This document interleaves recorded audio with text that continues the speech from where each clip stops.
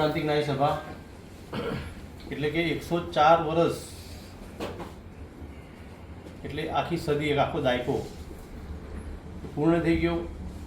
અને હજુ સુધી એનું નામ ગુજરાતભરમાં ગાજે છે એવી સંસ્થા એટલે કે આપણી ગુજરાત પ્રાંતિક ન્યાય સભા ઉત્તર પ્રદેશની અંદર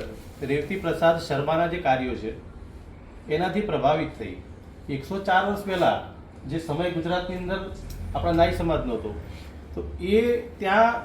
જે જાગૃતિ આવી એ જાગૃતિ એટલે કે ન્યાય બ્રાહ્મણ, આ ન્યાય બ્રાહ્મણ, આપણે ન્યાય બ્રાહ્મણ છીએ, આ વિચારથી પ્રભાવિત થઈ અને આપણી ગુજરાત પ્રાંતિક ન્યાય સભાના એ સમયના યુવાનો એટલે કે ફૂલચંદભાઈ શર્મા, સોમેશ્વર શર્મા, શિવરામભાઈ શર્મા, અંબાલાલ વિઠ્ઠલદાસ, મણિલાલ અંબાલાલ પૂંજા શિક્ષણ માટે ગ્રામ્ય વિસ્તારમાં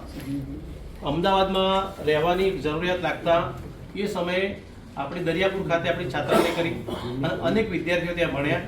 અને એના પછી જે કોકિલાબેનનો જે સમય છે અત્યારનો જે વર્તમાન સમય,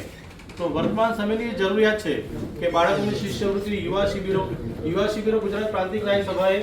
ગુજરાતના કોણે કોણે કરેલી છે અને અત્યારે પણ ચાલુ છે. ગુજરાતના અલગ અલગ વિવિધ સમાજોનું જોડતી કરી પધાર્યા છો.